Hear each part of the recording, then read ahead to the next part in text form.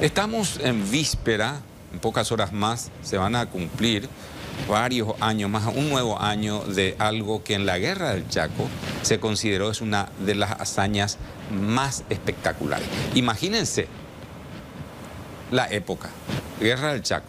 Sí, un destacamento que se le calificó como fantasma porque tenía tan pocos hombres, pero arrasaba. Impresionante lo que nos va a contar el arquitecto. Hola, Arqui, ¿cómo le va? ¿Cómo está usted? Bien, buenas noches, Sani. Caminar, caminar en aquellas circunstancias. 220 kilómetros. ¿Cuánto? 220 kilómetros. ¿Cuál es la historia del episodio que vamos a recordar mañana? Bueno, ¿5 de octubre?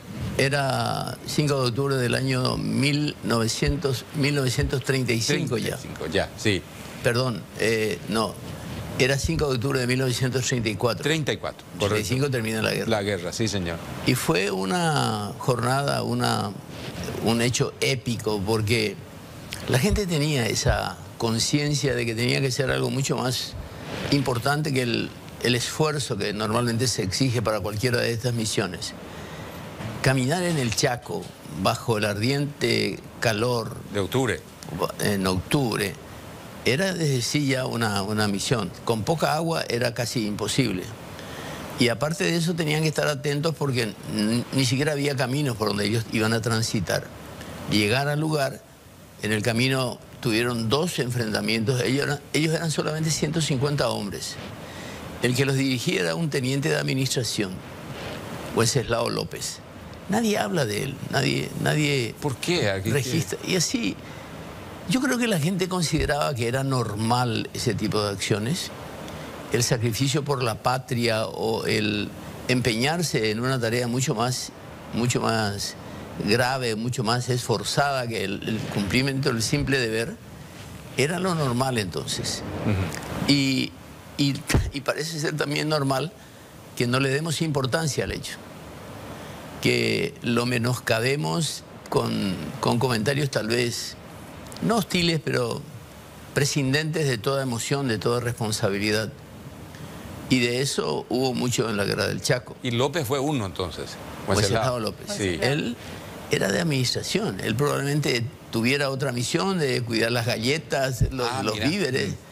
No era un teniente de infantería que pudiera haber tenido un entrenamiento para ese tipo de acciones. Más meritoria su hazaña entonces. ¿Perdón? Más meritoria su hazaña. Más meritoria todavía. Porque era... Alguien dijo alguna vez que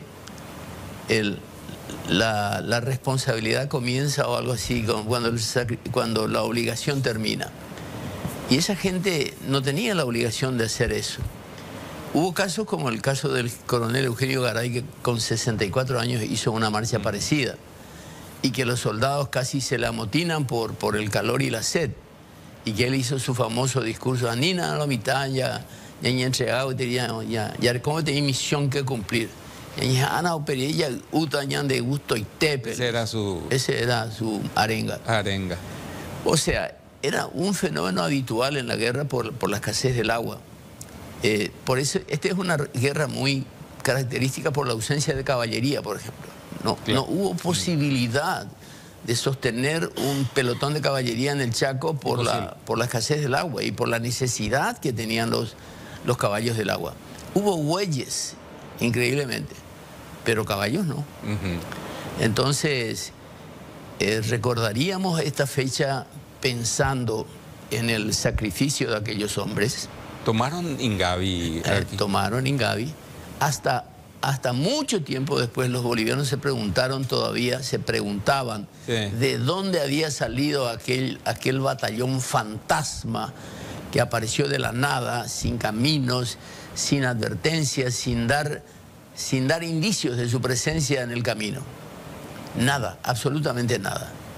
Y fue uno de los tantos triunfos que fue consolidando la victoria paraguaya, hasta que incluso hubo indicaciones de Estigarribia, porque la Sociedad de las Naciones estaba acelerando el proceso de paz y había que ocupar espacios, había que ocupar posiciones, había que avanzar.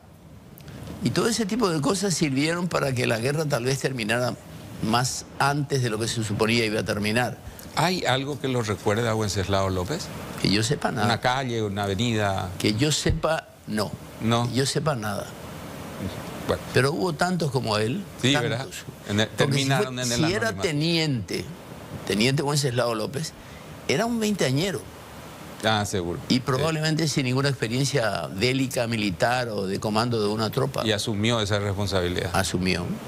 Gracias, Arqui. A ustedes. Muchas gracias.